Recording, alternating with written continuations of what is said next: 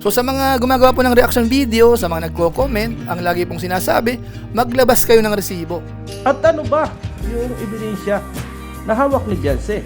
May babae ba si Kalingap Edo? Kayo pong mga one-sided, kung mahal nyo po talaga si Kalingap Edo, tumahimik na po kayo. Dahil ang ginagawa ko ay hindi para sa sarili ko lang, kundi dahil sa kapakanan ni Kalingap Edo. Ano nga ba yung resibo na yon? Ano nga ba yung sinasabing nakita niya? Ano nga ba yung ayaw ilabas na yan?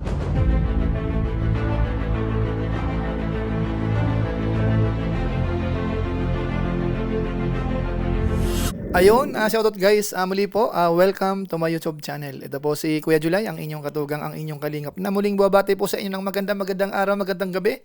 Sang panig man po tayo ng mundo naroon, at sa araw na ito, panibagong vlog po tayo. Pero ito po ay continuation pa rin po nung mainit na pinag-uusapan ho. At yun naman ay related pa rin po sa EDSI, mga kabayan po natin.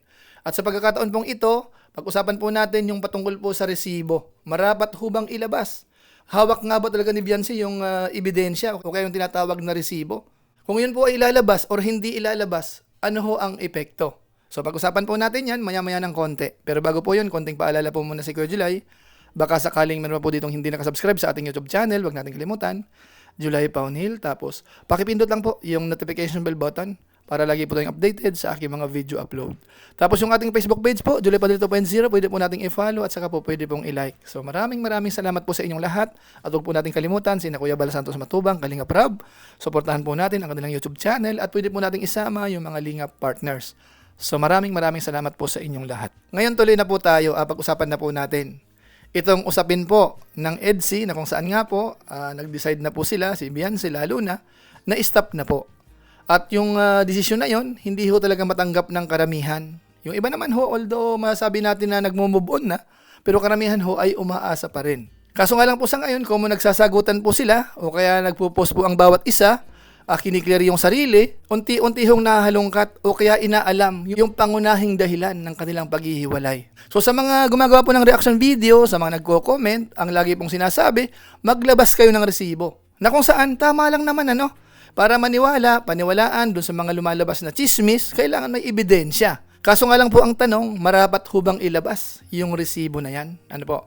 So bago po natin puntahan yon, mga kabayan po natin, kasi ang sasagot po noon ay si Beyonce. Pero bago po yun, puntahan po muna natin sandali po yung binanggit ni Birador na kinuha naman po doon sa live ni Dr. Lab, mga kabayan po natin, patungkol nga po sa resibo na yan. Ang pagbabasihan natin dito ay yung naging live at pahayag ni Dr. Lab, mga kaibigan, mga kalingap. Yan po yung ating magiging topic. So doon sa tinalakay niya, talagang okay naman ako doon, mga kaibigan, na huwag kumontak yung mga sponsor kay Beyonce. Ano ako doon? Sabi ko nga, okay ako doon. Pero doon sa statement, mga kaibigan, mga kalingap, na sinasabi nga niya doon, na mismong ang ebidensya at ang resibo at mismong nakakita ay si Beyonce. Diyan po tayo kasi medyo nagtatanong, mga kaibigan, mga kalingap. Ano? Kasi kagabi sa live niya, nasabi nga niya doon habang nandun si Kalingap Rab, na sa live ko, marami ang humihingi ng resibo. Ang sagot niya doon, bakit kayo hihingi ng resibo ay mismong si Beyonce ang nakakita. At si mismong si Beyonce ang ebidensya. Okay. Andun tayo sa part na yan, mga kaibigan, mga kalingap, na si Beyonce mismo ang nakakita at si Beyonce mismo ang may hawak na ebidensya. Ano, ang tanong ko naman ay ganito.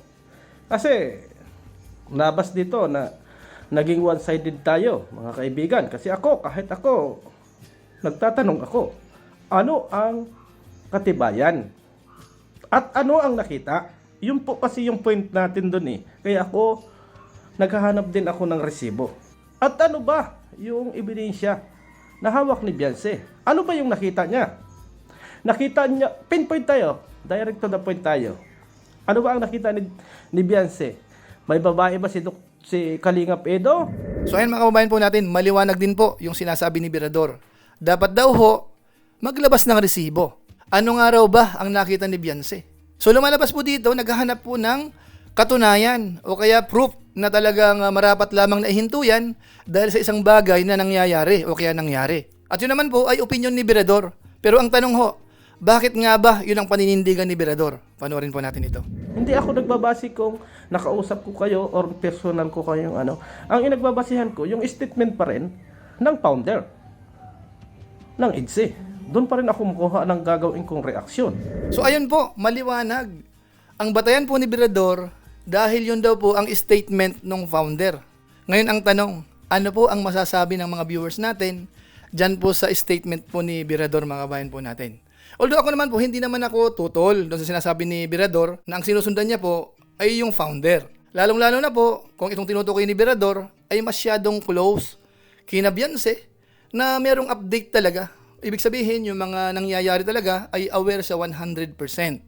Pero kung sakasakali naman na hindi naman po masyadong dikit o kaya nababantayan at merong ibang mga tao na mas dikit po doon, maaaring kabaliktaran po ang magiging senaryo. Ano, mga kabayan natin? Sana nakukuha po natin.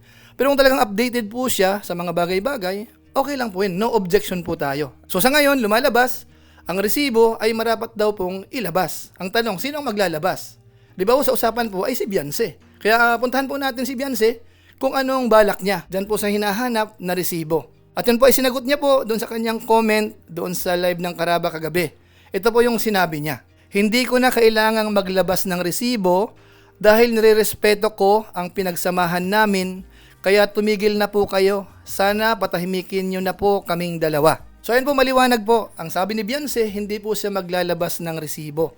Bilang respeto po sa pinagsamahan po nilang dalawa.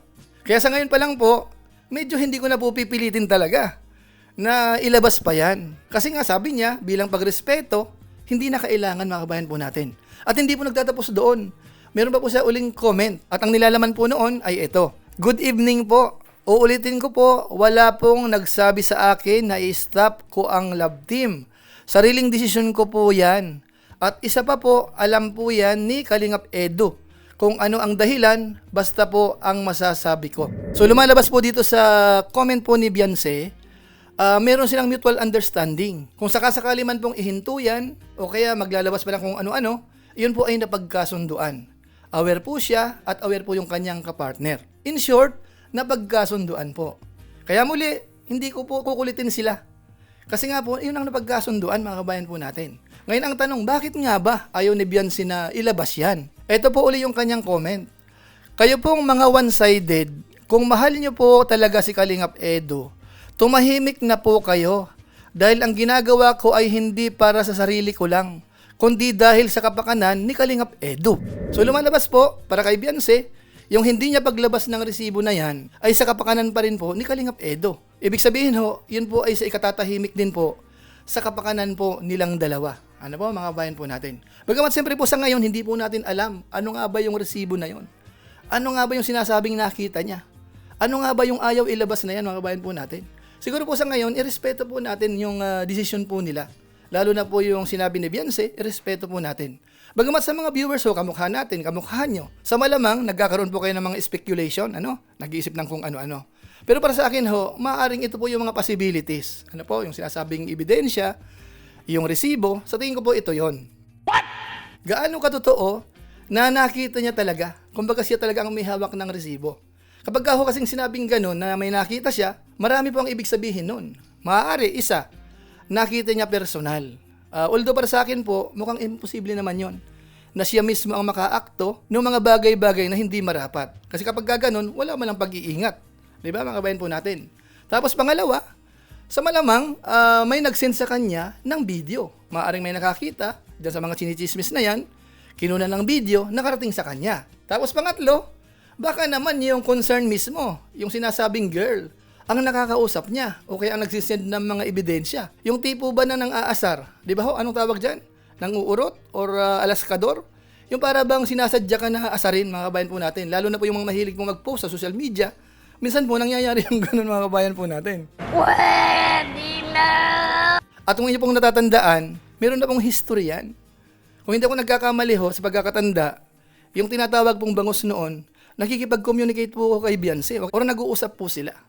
So hindi po natin alam kung ang senaryo ho ay patungkol po dyan. Bagamat inuulit ko po, gusto ko dating irespeto ho yung desisyon ni Beyonce. Ano po, yun naman ay para mga possibilities. Hindi natin sinasabi na yun nga po o kaya isa sa mga sinabi po natin. Nice. Basta sa ngayon, ang panghahawakan natin, si Beyonce po ay confident. Ano po, at ang desisyon niya, wag nang ilabas yung tinutukoy na resibo. Ano po, so yan lang po muna siguro ang ating mixing reaction video po. Kayo na po bahala, basta ang sa akin po dito, sana maging okay na po ito. Sana iwasan po yung mga pambabas. Magkabi-kabila naman kasi nakikita natin, may mga nambabas. Kahit po sa mga comment section, iba-iba po yung opinion, may kinakagalitan, may kinaiinisan, pati mga reactors, yung mga nagla-live, pati po yung mga Lingap partners, mga charity vloggers ng Kalingap. So, iba-iba po yung mga sinasabi po sa comment section. So, sana po maging relax lang po tayo. Kumbaga, wag masyado pong personalin yung mga bagay-bagay. Kung sa tingin po natin yun ang totoo, yun po ang totoo. Kung sakasakali naman na hindi po lumalabas yung totoo, wag kayong mag-alala. Gaya ng sinasabi natin madalas, panahon o kaya araw ang magsasaysay po niyan. Ano po? So, sa pamamagitan po niyan, pansamantala, magpapaalam po muna tayo. Pero gaya po ng dati, baka pwedeng i-share ho itong video po natin. So, maraming salamat po sa inyo. So, muli, ito po si Kuya Julay, ang inyong katugang, ang inyong kalingap na pansamantalang nagpapaalam po muna. Kita-kita ulit tayo sa mga susunod ko pang vlog. Maraming salamat sa inyo walang samang pagsuporta po sa ating YouTube channel. Pagpalain nawa kayo ng Diyos, mabuhay tayong lahat. God bless. Bye-bye.